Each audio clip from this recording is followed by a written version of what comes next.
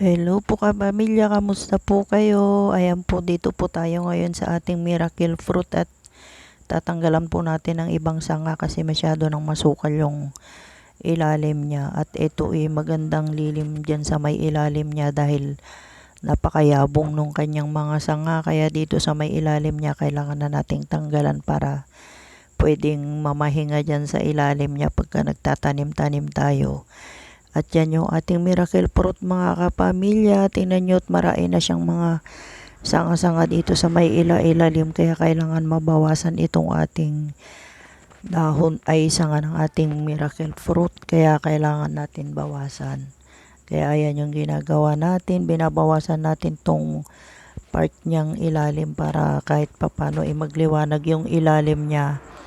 At dyan naman sa ilalim niyan pwedeng mag-upo-upo dahil napakalilim nito at malamig dyan sa ilalim niya. Kaya ayan yung ating binabawas. Tanggalan muna natin ng kanyang mga sanga.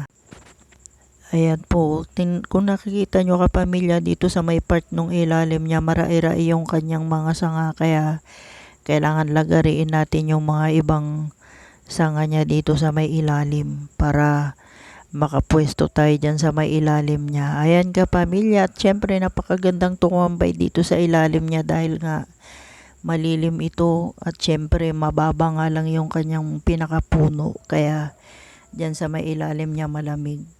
Kaya ayan, tanggalin muna natin tong kanyang mga sanga na nasa ilalim para makita natin yung ilalim niya at magliwanag yung ilalim niya kasi kung nakikita nyo masyado nang nakababa yung kanyang mga sanga dyan sa may ilalim at hindi na makita yung pinakapuno niya dahil sa sobrang dain ng sangang nakalawit dyan sa may baba. Ayan kapamilya, at syempre ginagawa rin nating tea ang kanyang dahon. Maganda kasi yan gawing tea.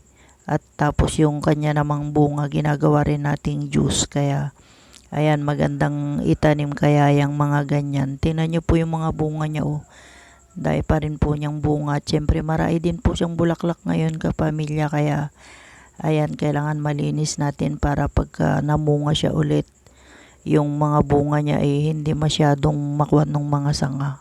Kasi nasisira yung bunga niya kapamilya pagka naabutan ng sanga tapos nagahangin. Kaya ayan yung ating miracle fruit kapamilya. Tingnan nyo naman, napakalalaki ng kanyang bunga.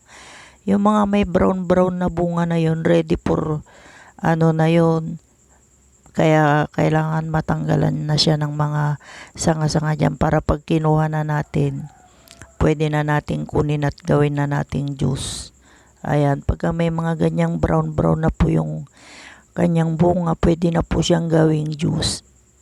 Kaya ayan, maganda-ganda po pagka ganyang napapahinog ng gusto. At yan kasi pagka sobrang hinog na niya, violet po yung kanyang laman, pero pagka mura pa siya, puti lang po yung kanyang laman.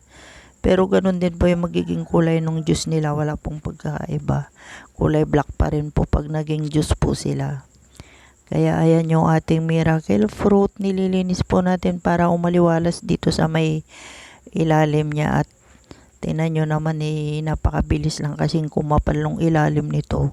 Kailan lang din natin natanggalan yan. At ayan nga, kailangan mabawasan na naman para pagka namunga siya, hindi ganon kasukal dyan sa may ilalim niya. Ayan, nabawasan na natin yung kanyang mga sanga-sanga. O di po ba nagliwanag yung mga ilalim po niya. Kaya ayan yung ating mga miracle fruit kapamilya. Thank you so much po. Follow for more. Ayan na po yung mga bunga niya.